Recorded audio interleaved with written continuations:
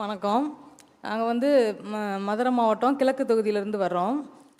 என் பையன் Alan Jones. இவன் வந்து மஸ்குலர் டிஸ்ட்ரஃபி அப்படின்ற ஒரு தசை சிதைவு நோயினால் பாதிக்கப்பட்டிருக்கான். இதுக்கு மெடிசினே கிடையாது வேர்ல்டில், இன்னும் ரிசர்ச்சில் தான் இருக்குது. இது என்ன ஆகுன்னா, நாள் ஆக ஆக உடம்புல இருக்க செல்ஸ் எல்லாம் குறைஞ்சிக்கிட்டே வரும், ஆக்டிவிட்டீஸ் எல்லாம் குறையும். இருந்தாலும் நாங்கள் வந்து ஒரே ஸ்கூலில் தான் படித்தது. அந்த ஸ்கூலில் வந்து மேனேஜ்மெண்ட்டில் ரொம்ப ஹெல்ப் பண்ணாங்க, ஃப்ரீயாகவே படிக்க வச்சாங்க. எங்கள் chairman sir, கரஸ் ma'am, principal sir, teachers எல்லாம் ரொம்ப சப்போர்ட் பண்ணாங்க. இவனால் A to Z எதுவுமே வந்து பண்ண முடியாது. ஒரு அரை டம்ளர் தண்ணியை கூட தூக்க முடியாது கையில். பேனா பிடிச்சி எழுத மட்டும்தான் முடியும். நாங்கள் தான் புக்ஸு, சாப்பாடு, யூரின் எல்லாமே, எவ்ரிதிங் எல்லாமே கூட இருந்து நாங்கள் பண்ணுவோம். எங்கள் வீட்டுக்கார் வந்து ரேஷன் கடையில் வெயிட்டராக வேலை பார்க்குறாரு, அரிசி நிறுத்து போடுவார். அவ்வளோ கஷ்டத்தோடு தான் இருந்தோம். வீட்டுக்கு ஸ்கூலுக்கும் ஒரு 5 மினிட்ஸ் தான் தூரம். அவன் வீட்டுக்கும் ஸ்கூலுக்கும் மட்டும்தான் இவ்வளோ நாள் போயிருக்கான்.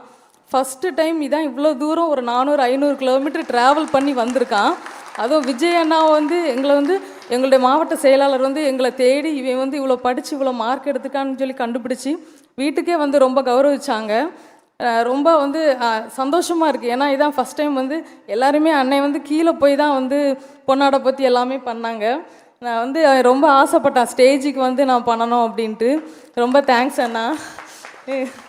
லைஃப்பில் மறக்கவே முடியாத ஒரு மூமெண்ட்டு, சொல்ல வார்த்தையே இல்லை. Thank you so மச்ண்ணா.